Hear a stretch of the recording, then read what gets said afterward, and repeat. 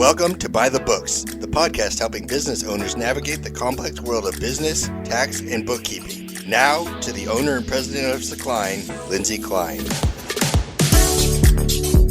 Thanks for joining us, everyone. This is Lindsay Klein with Secline, honest, accurate bookkeeping performed on time, and your host of By the Books. I'm here again today with Chris Gross of Frito Nation Productions. Thank you for joining me again. Lindsay, I am always happy to be here. Love talking to you. It's always fun with you. Always. You never know where we're going to end up. The potential for rabbit trails are just out of sight when we get together and we talk. So I have to tell you this. I went to San Antonio this last week and I met with some CPAs while I was down there. And our bonus episode where we were burning potato chips.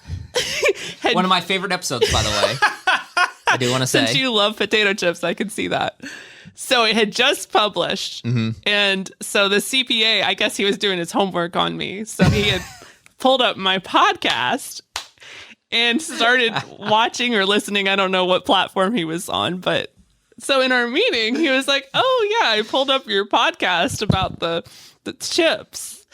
And I was like, "Oh yeah, you found our bonus episode." I made sure to point out that was a bonus episode. Yes. That's not, I mean, this isn't just like a, what's that's one not of what we shows? Normally do. Yeah, no, that's not what we normally do. But anyway, he didn't actually say the words, "I thought it was a waste of time." But that's kind of the impression that I got, because he was like, "Well, I played it for a few minutes and then I had to, move on to other things." So,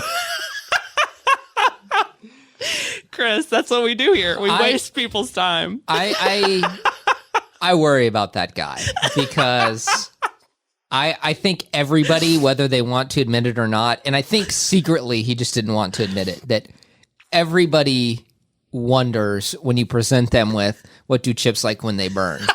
I think that sparks curiosity. Well, the real question is which chip is the most flammable? Yes. I mean, we answered this for the world. That is, if you could say one thing about By the Books, is that we give you answers to questions you didn't know needed to be asked. You didn't know to ask. Yes, that's right. That's right. So anyway. Okay, well, let me ask you this before we move on real quick. What are your thoughts on that being people's first impressions of you when they go, "Oh, hey, this is Lindsay Klein. She's the lady who burns chips." Are you okay with that? Well, see, here's the problem. In the CPA world, I feel like, for the most part, generally speaking, of course, they're very to the point. Yes. Business, They're not your most, party animal type personalities. So I think perhaps that being his first impression of me, in his case, might have been a negative thing, but I'm not sure. But that's okay. I mean, I am who I am. Am I going to change it? No. I mean, take me or leave me, I guess. Yeah. But I don't know that he's going to be calling me again. And you know what? I do want to say, I don't want to stereotype all CPAs. And we love CPAs, by the way. I love CPAs. I a lot of times am not the party animal, so I'm right there with you. But it's okay to open up and to watch video about burning chips. It's okay. I think we can all get to this point where we can say that's okay. Maybe what we need to do is kind of get them in. Maybe start them out with the episode. The question that all CPAs answer differently. Yeah, I told him actually to go listen to that. I told him he would like that episode. Kind of get him warmed up before you move into the other stuff. And a lot of my episodes, I try to make the good topics that are educational also entertaining. That's hard to do with accounting topics. And it's hard to do with some guests. Yeah. So I do the best I can with what I got. But sometimes you just need to have an episode about burning chips. What can I say? Yeah. I mean, even the episodes when I'm downloading By the Books and I know I'm going to Do you actually listen to it? Oh, of course. Yeah. Really? Yeah, even though you were there in person? I do. I go back and I listen to them all again. And it's not just that I listen to it and I'm done. I have recommended the podcast. Really? And I know we've talked about it before. I've now turned my CPA dad into a regular listener of That's By the awesome. Books.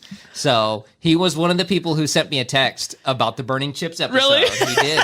Yes. What did he say? Yes. He said, I don't remember, but he had some kind of he laughed about it. He thought it was funny. So there's at least part of the CPA world that I'm that kind of takes a humor. unicorn, I think, in that I definitely have the accounting mindset in so many ways. I mean, I'm very OCD, and that's the kind of person you want doing your books. Yes. So Yeah. I have that side of me, but I also have this side of me that is very much not that way. You know, I can go be the life of the party and burn chips and do all these crazy stuff too, you know? So I have sort of this yin and yang in my personality. Yeah. That's a little bit, I think, unique for what I do in the accounting world. So now, sometimes my personality gets me in trouble.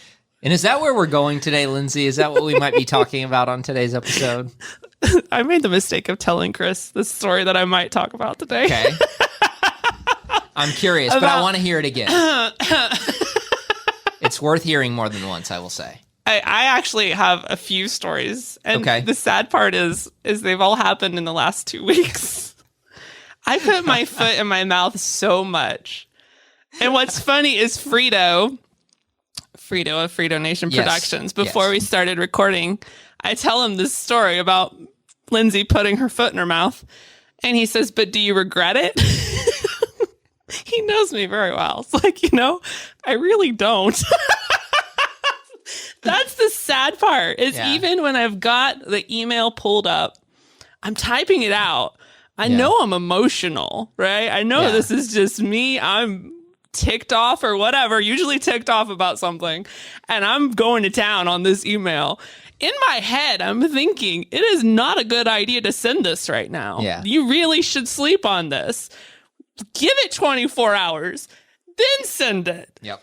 I'll even think to myself, it would be a really good idea to have Melissa check this over, who is my right-hand senior staff accountant. And she is so brilliant with her emails. She can smooth any situation over, and she's got all the flowery speech and everything to make it just beautiful. So I'll think to myself, I really should have Melissa look at this and edit it before I send it. I will think all of those things as I'm typing it and still push send. This is not good, Chris. Well, I will say, I think we all get into those situations at some point in our life. It may be not emailing back and forth with somebody, but I can think of plenty of times, especially when I'm talking to my wife and I'm like, don't say it. Don't say it. Don't say it. And you say it. And then moments later you go, I knew I shouldn't have said it. And I said it. And I said it anyway. Now, see, with that, that's instant regret. But I think there's something to Lindsay that you don't regret it. But no, after you've calmed down and the emotions have cooled, you said you didn't regret saying it. I really don't. And I think maybe that's the issue is I am honest to a fault. And I say that meaning that it's good to be honest. That's a good quality to have, but that doesn't necessarily mean that you have to say every honest thought that comes to your head, right? That's the part I haven't learned is yes, this is what's going on here, but that doesn't mean you need to say it. That's the problem, right? Yes. So it's like in some ways there's this part of my personality that I just consider it my duty to inform you of where you're failing. Fail on life. Let me point this out for you. Not necessarily good quality to have. So I think when it's depending on who you're interacting with, yes. Yes, that is very much true. Very much true. So you and I did an episode about hiring. Yes. Yeah. Okay, so this is one of the stories. I haven't told you this one, so this one will be a bonus for you. So I have a quite extensive hiring process now, which we have talked about briefly, but even since that episode, the process has grown. Okay, it's a long process because every hiring decision I make that ends up being a bad hire, somewhere I implement a new system in the hiring process. So because I know it's such a lengthy hiring process, now on my job ad, I will spell out in detail, here are all the steps to this process so that the person knows going into this, if you really want this job, here's what's going to happen. And if you don't want to go through that, I completely understand. Don't even apply. So I get this email. Well, okay, this lady applied for a job with our ad, right? Okay. But she didn't do any of the assessments that are required. So I sent her an email and gave her the link and said, thank you for applying. Here are the, assessments as part of the application. Just please complete those and then whatever, I just sent her an email giving her the link, basically. She sends me back this email. I'm going to read it. She says, "Hello, Lindsay. I have a bachelor's of science degree, along with 2 associate of science degrees with over 20 years of experience. I previously was a financial controller." Oh, by the way, I corrected the grammar there. It actually reads, "Oh, no. I previous was a financial controller for 6 years for a $25 million company. I didn't quite realize you had such an extensive interview process. I am not willing to take all these tests that you require to prove myself. I've been doing this for over 20 years, so I know what I'm doing. Plus, I have run a successful business by myself." Which, as a side note, I wondered, then why are you applying for my job? Anyway, then she ends it with this, which just makes me laugh. "If you would like to talk more, let me know. Thanks." And then she puts her name. Okay. So here's Lindsay reading this. Yeah. Now, most employers would probably just delete it and move on with life. After you bring it up to a couple people and make fun of them, and then you move on. Yeah. What does Lindsay do? Lindsay pushed reply. I'm going to have fun with this one. Here we go. Here we go. Here was Lindsay's response. "Hi, Ashley. Thank you so much for responding with your feedback. Your abilities with spotting details is clearly in line with no other with the way you spotted the predominant list of items detailing the requirements for this position before applying. Additionally, I'm impressed with your can-do attitude, willingness to learn wherever you can, and all with such humility. Any employer would certainly be missing out not to have you on their team. Sadly, we cannot proceed with your application without the requirements completed, but I'm sure you'll have plenty of other opportunities with your persona that radiates such warmth and emotional intelligence. Have a great weekend." Wow. Just brought out the flamethrower right there in the reply. That was amazing. So here's my first thought that I had. Did she respond? No. Okay. No. Yeah. There was no response to that. Yeah. Shocking, I know. So I kind of wish she had, though, but yes, she was smart not to, because that would have just egged me on. She knew that you would have come back even harder. I probably would have, even though I'd be thinking, why am I spending any time on this? I have plenty of other things to do. This is such a waste of time. But why do I get enjoyment out of this? Explain this to me, Chris. I don't know, but I will tell you that it is that everybody thinks about sending something like that.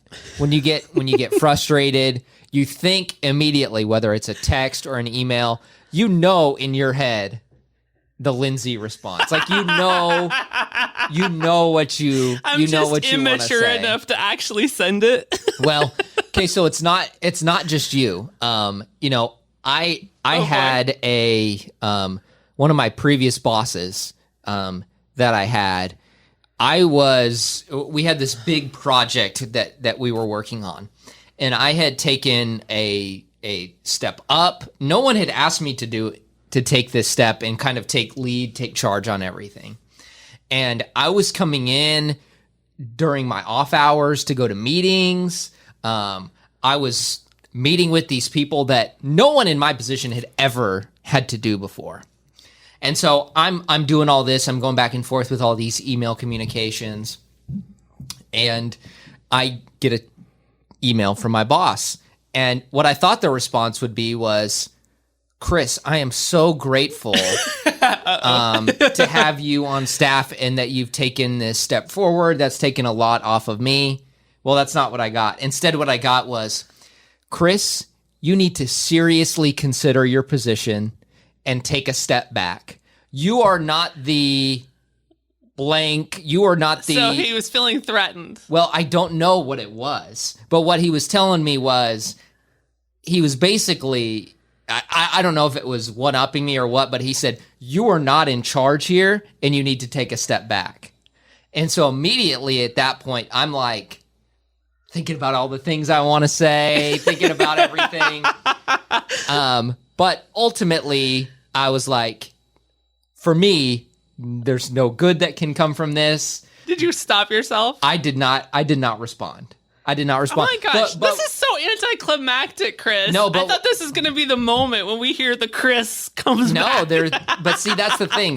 There's never been that. But I will tell you that at that point, I did say, okay, if that's what you want, that's what I'm going to do. I'm going to take a step back. I'm not in charge of this anymore. So you went with the passive-aggressive tactic. I did. I did. And I basically, what I did was I made it as painful as possible for him on this project from that point going forward.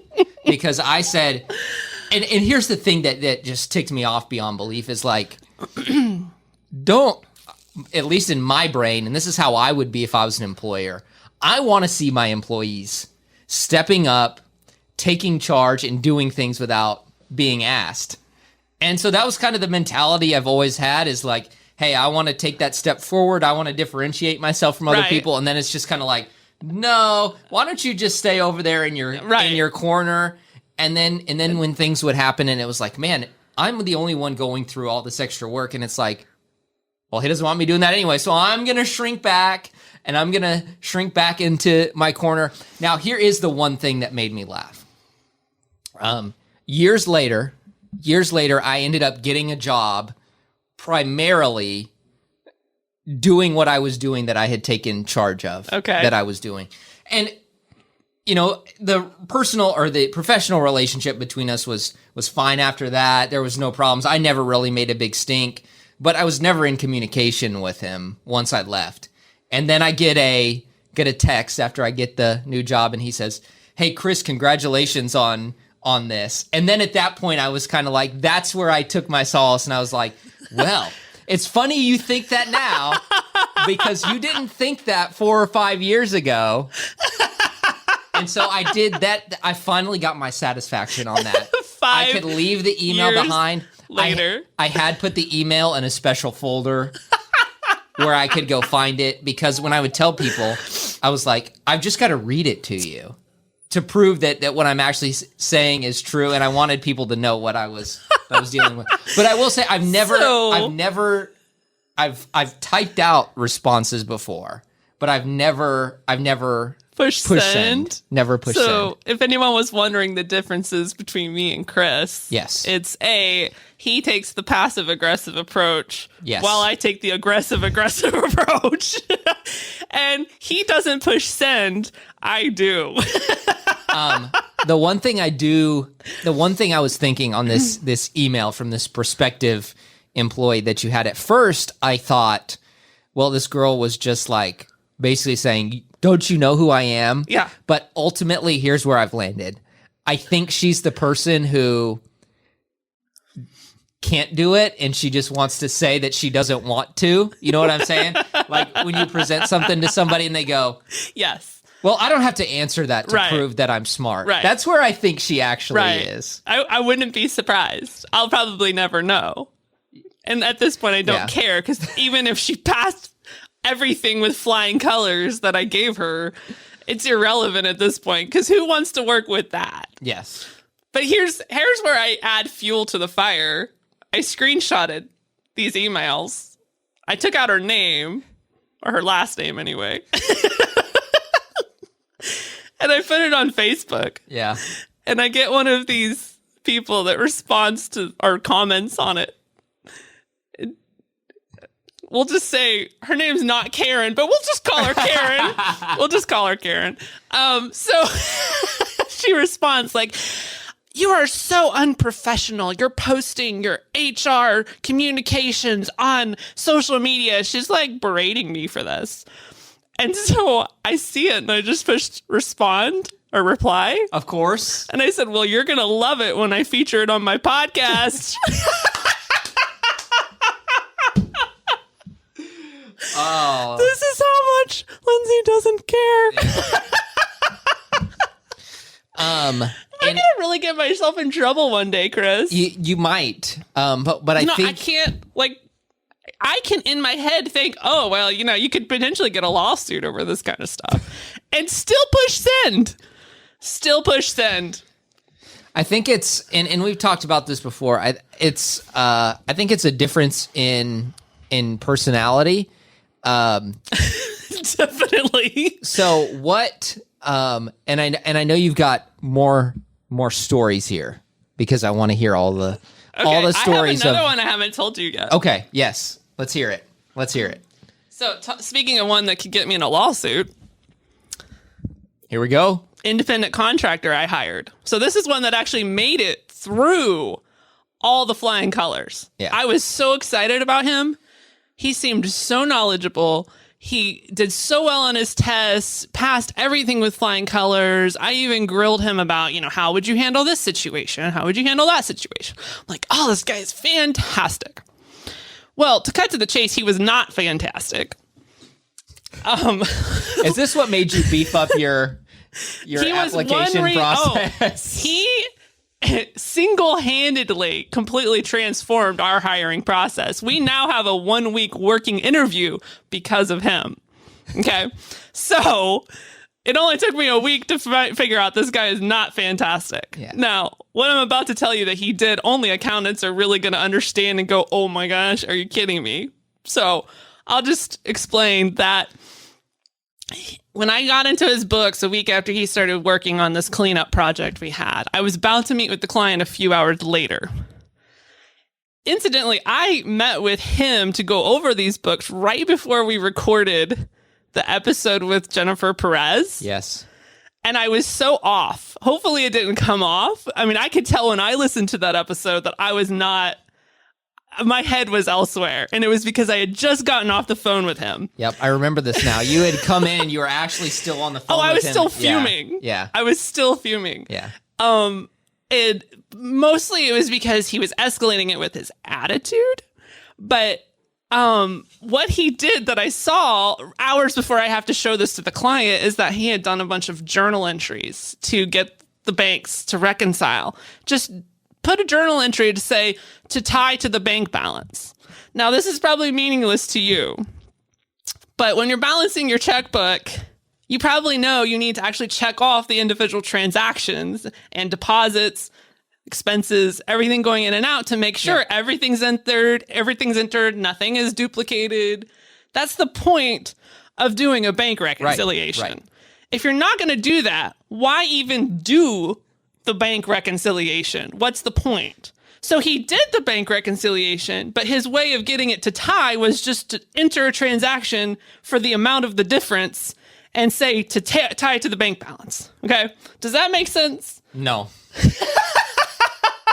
No, okay, no. Hold on. Let me rephrase. What you're telling me makes sense. What he did does not make sense. Okay, thank you. There we go. Thank you. Okay, so for someone that passed all my tests and questions with flying colors, I was so taken aback. I mean, and anyone in the accounting world is going to know this is not okay. Just like taking a shortcut is what it seems like. Oh, like. very much so. Very much so. And so, but this is where the problem came in, is I was like, I cannot show this to the client. And the client that is in charge of this account that actually we interact with the most is a CPA. So this is not a client that I could open up the books and they're gonna, not know one thing from the other. It's a CPA. He's going to understand that you don't do this, right? So I was like, I cannot show this to the client. So the problem was, though, he kept defending it. he got so exasperated, like, I don't understand. I worked hard on this. And like, he was defending what he did. That was the main issue, is I was not at all getting him to see that this is problematic. Right. And the reason why we had to redo it. And so finally I'm like, okay, I'm getting nowhere with this guy. He is just not taking any of this to heart as to why we need to redo this. So finally I just told him, just stop working on the book, because I was already late to go record with Jennifer. So I'm like, just stop everything. Don't touch the books again until we talk again. So, of course, I'm recording this episode. I'm all flustered because I'm just like, oh my gosh, I got to meet with this client in a few hours and these books are a mess. Yeah. Like, I'm off kilter. So hopefully the episode was still okay. But well, okay, so here's where it's good. I let this guy go. Now, he was a contractor. I had not officially hired him, because this is also part of the process. You start as a contractor, and if you want to switch to an employee, it's very smart. It's very smart. And the way that we have it structured, you can be a contractor. Like, all my people, whether they're employees or contractors, they set their own hours. They work on their own equipment. That's awesome. Like, so, I offer W-2 to them if they want it, if they prefer that, but it's not like we have to legally. It's set up in such a way that it's flexible and they can do what they prefer, but everyone starts as a contractor. So I didn't have to go through the normal, W-2 ways that you let people go, I guess. Right. So anyway, I just sent him an email, told him that we no longer were requiring his services, and I asked him to send an invoice for his services, which is how we handle it with contractors. You send us an invoice, we pay your invoice. Yeah. He gets all indignant about this. I don't know why that particular thing. Of course, we already had this troublesome interaction where he was already upset. Yeah. But he got so upset about the fact that he had to send an invoice. And in his mind, apparently, he doesn't think he has to send an invoice. I shouldn't have to send an invoice. This is how many hours I worked. And and then he proceeds to send, like, probably if I printed it out, a 2-page email.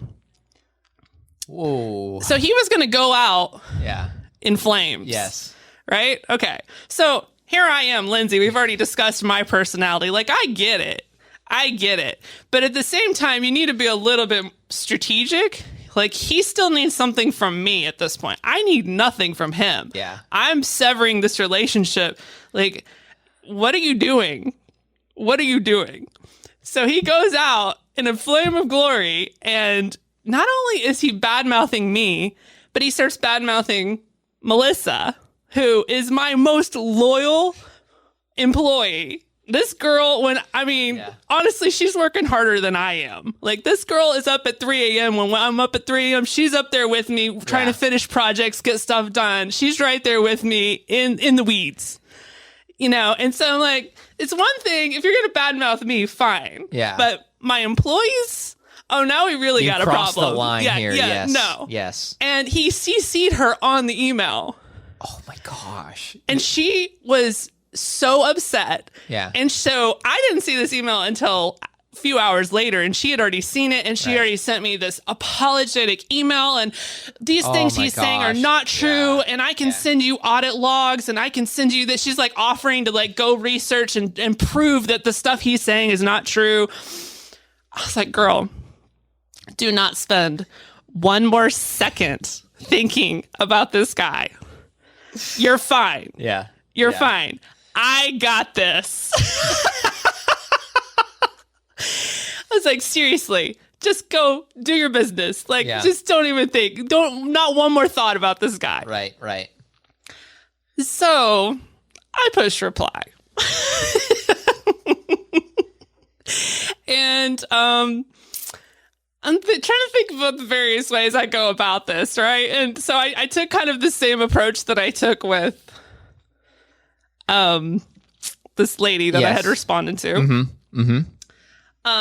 Very overly sweet thinking, and I did say, I'm not sure why you felt the need to throw me and Melissa under the bus. Yeah. But since you have gone out of your way to, because he was even saying things like, he would put exact times at such and such 10:53 p.m. or whatever, right? He was like very specific, like nitpicky about things. I said, well, since you want to detail this relationship with such specifics, let's talk about the specifics of your contract. Ooh, all right. In the contract, which, by the way, has completely changed since then. Actually, since Mallory Herring came on my show and I talked to her about this, there was a clause in the contract about non-compete, which legally probably don't have a leg to stand on there because it's a 1099 situation. And by definition, at least by IRS standards, they have to be able to compete. They have to be able to take other business. So that clause of the contract really shouldn't be there. And it's since been removed. But he had the old contract. So I'm like, you know what? I probably have no leg legally to stand on here, but he probably doesn't know that. Now, if he listens to this podcast, he knows now. Yeah. So I screenshot it, and I happen to know that he was working with other clients, which honestly, I didn't really care. I had it in there really for situations like this. Yeah. But didn't really care. So I never said anything about it. But now that he was being a jerk, I'm like, oh, let's just pull that out. So I screenshotted it and said, I just wanted to point to this clause in your contract, you know, the non-compete, and I explained it and then just said, just wanted to make you aware of that. That would include, and I named the other client that I know he works with. Yeah. And I said, but no worries. I'm happy to write up a, like I forget what you call it, whenever you're basically giving permission to a party to compete, basically. Yeah. Authorization, because that's what the contract read, is written authorization. They could do it. So I'm like, I'm happy to write that up for you. And just to add insult to injury, I say for the price of, and I put the exact amount that he was requesting from me. He got so irate, which even at this point, and maybe I shouldn't say this at this point because he might be listening, but even at this point, if he would just send me a freaking invoice, I would pay it and move on with my life. Yeah. But I'm like, you know what? You want to be hard, play hard to get fine. Let's do this. Two can play this game. So I tell him I'll write him authorization to work for other clients, knowing I have no legal standing here whatsoever, but I don't care. I just want to yank his chain. So I tell him for the price that he wants to get from me, I will give him authorization to work with other clients. He gets so indignant. He sends me this furious email. This is illegal. I mean, just ranting at me. And then he talks about how he's getting his lawyer involved. So I respond back and I say, I think you're on the right track. I think that's perfect. I think any judge will be able to listen to our complaints and hear out everything and be able to come to an amicable situation that works for both of us. And as a reminder, and I screenshot part of his contract, that needs to be dealt with per the laws of Texas. And he is in a different state, nowhere near Texas. So I will see you in court. Leave it at that. Again, all the man needs to do is send me an invoice. Yeah. I will pay it and move on, which is the terms of our agreement. Send me an invoice. I'll pay it. But I'm like, you know what? He doesn't want to send an invoice. Fine. We'll just do this dance all day. How long you want to go with this? So then I get a notice from the Texas Workforce Commission. So Texas Workforce Commission is for employers in the state of Texas. Okay. Here's the funny part of this. Well, there's lots of funny parts of this, but he gets our legal name wrong. What else did he get wrong? A bunch of stuff on this was wrong. Like nothing matched my official registry for the state of Texas. And you could figure that out by the fact that they had no tax ID number. They clearly didn't know who I was. Right? So, and he didn't even give our DBA name right. So it wasn't like, and I'm registered under my legal name, right? So it was all wrong. And the address that he sent it to was not the address I had registered. So I was like, all right, do I even need to respond to this? Because I don't even think the Texas comptroller knows who this is that he's complaining about. I'm like, whatever, just in case they figure it out, I'll go ahead and respond. Yeah. 2 sentences. This man has never been an employee of our company, and he works in this other state. And I named the state. Yeah. And he put that as his work address, which Texas comptroller doesn't do anything outside the state of Texas. So I'm like, I don't need to say anything else. He's not an employee. He doesn't work here. Simple as that. I'm like, and again, dude, all you got to do is send me an invoice. Yeah. So anyway, I'm having fun with that little situation. That's still going on. It's still going on. I have no idea if the Texas comptroller has told him my response yet, but who knows what he's going to do next? I mean, I'm just waiting to get like a something from court in the state of Texas that he's suing me, and I will love every minute of it. I will go do it just to make him go through as much pain. I don't even care if I have to pay more. I don't even care if I have to pay court fees. I don't care if I have to pay for his attorney fees. It is so worth it to me at this point. I just want to see him take forever not sending me an invoice. I want to just see what kind of links will this man go through to not send an invoice. Okay, so there's 2 types of people in this world. There's the people like me who just absolutely dread and loathe any kind of confrontation. And then there's people like you and this guy who your personalities fit so perfectly. He's thinking the same thing. Oh, yeah. I'm going to drag this out as far as I can, and I'm going to make her pay court fees. Yeah. And I think we're both loving it, probably. So, whatever. I legit. But I don't want him to listen to this episode because then he knows. Yeah. Then he knows. There's no chance he is interested. Probably not. In listening to you. Probably not. Yeah. But you never know. Yeah. But see, I don't want him to know that he has a shortcut to end this. I kind of just want him to think that he's going to have to do this for months and months.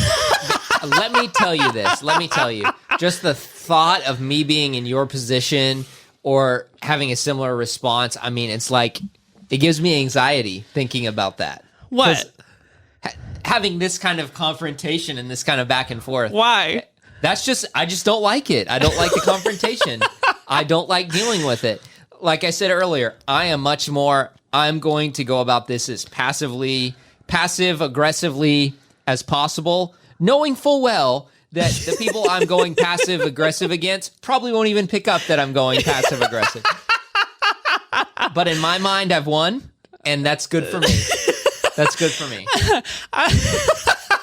That's funny. I don't relate to that at all, Chris. And we're so different, but that's okay. Yeah. That's okay. I will go through all the pain and the trial and the tribulation and the money, whatever it takes, just to keep this guy running. And now, I mean, I'm actually helping. If he listens to this, I'm helping him. You can play this as evidence in the lawsuit about what I did to yank his chain. Yes. And I get punitive damages over this, dude. I mean, go for the ceiling here. I mean, she's come on. inviting it. I'm inviting you.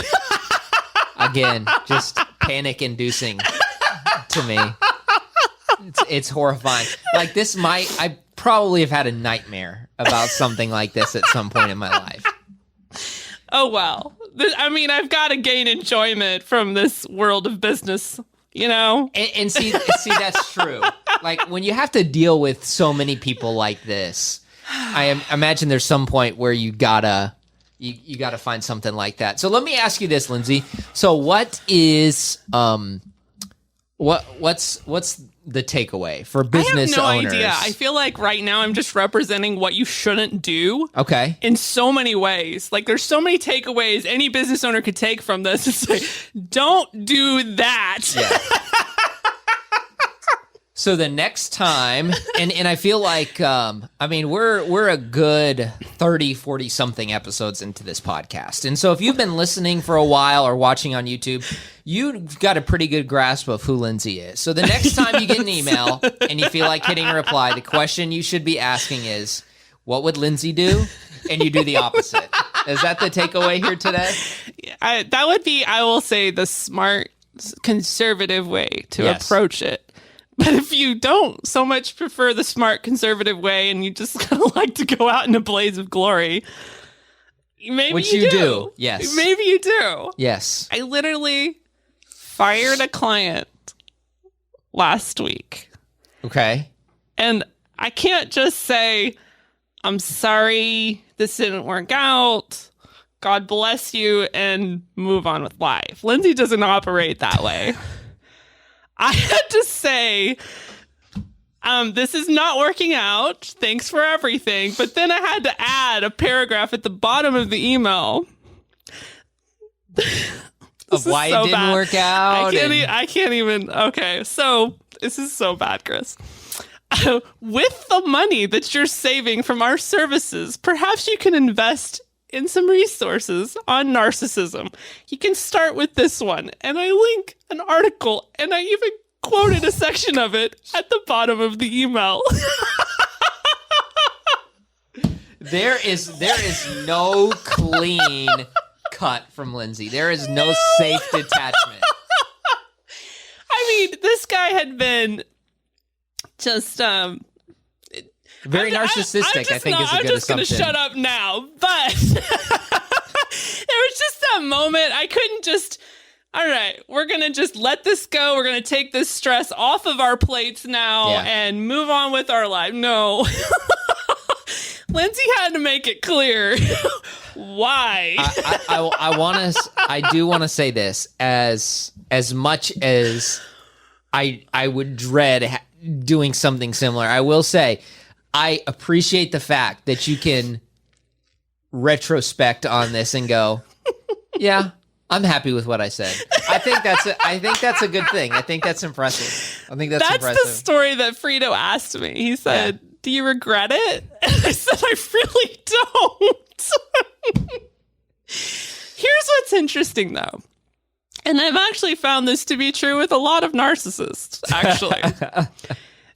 If you don't back down, and in this case, show you don't really need them, it's amazing how it completely changes the dynamic. And I almost compare it to like dogs that are fighting to be alpha or wolves, you know? And then like you reach the point where it's like, oh no, you're not, my nose is not going down here. Then their nose goes down. It's fascinating. It's very fascinating. So that's exactly what happened in this case. Yeah.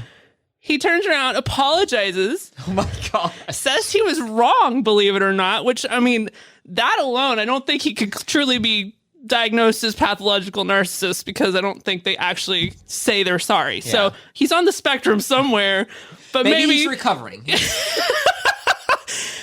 But then he's like, you know, please reconsider, like total change in attitude. Total change in attitude. So it was very interesting because never in my wildest dreams would I have thought that I'm going to fire someone, I'm going to call them a narcissist, and then they're going to come back and still want to use us. Is that not amazing? I was shocked. It's like, and I can't speak much to it now because I've been out of the game for way too long, but like when you're dating and you try to play hard to get, there's almost something to, I can't have this. And this person doesn't want me, but it makes me want it even more. And I don't know what it is. It seems like it's maybe like a psychological thing. Maybe. I don't know. Isn't that interesting? I never thought about it in those terms. So here at Secline, we play hard to get. I am sharing all of our dirty secrets. I've had numerous people tell me, you are so honest. In fact, I even had one of my employees say, I love it because I know where I stand with you. And I know when you're telling me good job, you actually mean it. Yes. It's like, that is so true because I do not pander. Yeah. It fits perfectly with Secline's tagline that's honest, accurate bookkeeping. Yes. I think honest being first is good placement. Yes. I think you're right. Absolutely. We were honest to a fault. Yes, absolutely. So, in fact, the team can see the email interactions. Any person that works on that client, they see the email interactions. So my team that worked on this client, and I think there was 4 or 5 of us that were all in on these emails back and forth about, me calling him a narcissist. I had one of my team members, we got on a Zoom to meet about something else, and she was like, oh my gosh, I have to tell you, I love my job. I'm like, you're not helping me be a better person here. You cheering me on is not helping. You've got yes people working under you. They're all enablers. That's what we figured out here. So what can I say? But I think when everyone sees it, deals with it, and then they have that moment, it doesn't have to be them, but somebody's somebody's telling them. I do think one thing you brought up that I think is important is that point of honesty. Where and it's something I deal with sometimes, I think we've talked about the difference in personality, and I think it's something some people can deal with. Sometimes it's hard to be honest about certain things, right? Where it's not for me. Not for you. But for some people, it's it's hard for me not to say it. But for some people, it's hard to say no, you're not doing a good job. But that's bad in the long run. It's really bad in the long run. That is really hard for me if it is an employee that generally does an amazing job, but there's something that's we've got to address that is hard for me, actually. Yeah. I still want to address it because it's just going to continue to be an issue. Yep. But I will say that's tough because this is a person I don't want to demoralize. Yeah. I don't want them to feel defeated or they're failing because generally speaking, they're awesome, you know? Yeah. So I have a hard time with that, especially knowing how I am. Yeah. I'm not the most tactful person. But you know what I will say, because this is the way I look at it, is that yes, sometimes it's hard to take that criticism, but the way I feel and the way I feel like these employees who want to come in and do a good job, they want to be doing everything the right way. And so at first they may go, ooh, Lindsay doesn't like me. Lindsay hates me. But then you can look back a week later and go, yeah, I was doing this wrong, and I really am glad that Lindsay told me what I was doing, I hope so, but, I don't want them to go through that week of feeling like crap either. Right. So I do struggle with that. But, if it's somebody that I literally do not care if I ever see them again, I got this. Yeah. I got it. But if it's someone that I really am invested in and I want to continue the relationship, that's harder for me. That's funny. That is funny. Oh my gosh, I don't even know what to call this episode. What is our topic? I think it's lessons from Lindsay. I mean, just lessons of what not to do. Yeah. What? Most of the time we're in here applying what Lindsay has learned in her skills and everything that's up in her brain. We're applying those things to our lives, and now it's okay, I'm learning from that, but maybe I don't want to do everything that she does, especially when I hit the reply button. I will say this. One of the big reasons why I started this podcast is I wanted a way for prospective clients and current clients to be able to learn about me. Yeah. And because it's a really sensitive thing to hand someone over all of your financial information, your tax returns, all of that. So I want people to know who I am. Yeah. And so that's one of the reasons I started this. So I think for that purpose, this episode definitely does that. However, I don't know that it's actually going to win me any business. But you know what? I think this can be something that people can learn from you. And Lindsay, I think I know you well enough. You can tell me if I'm wrong. But there is, because I've worked with people like this who are perfectionists. And they want everything to be right. And there's a lot of times that when you're in the heat of the moment, when something is wrong, it can seem like the person is being intentionally volatile.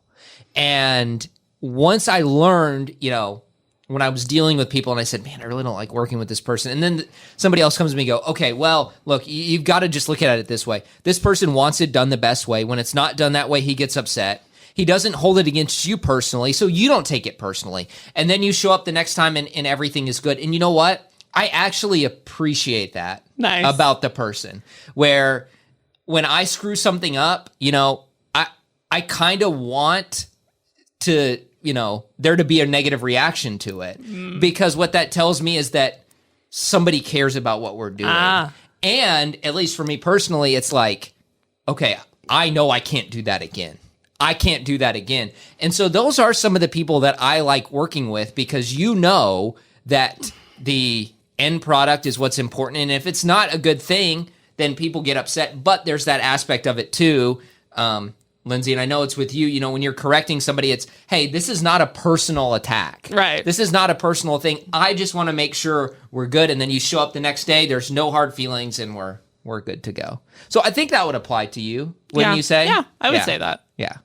Yeah, that's good. I like that. I like that perspective. So, and I think once you actually get out into the professional business world, you're going to find more and more people that are like that. And it's good to have the right perspective going in, than meeting with a bunch of people and you're not realizing they're perfectionists and they're not lashing out at you.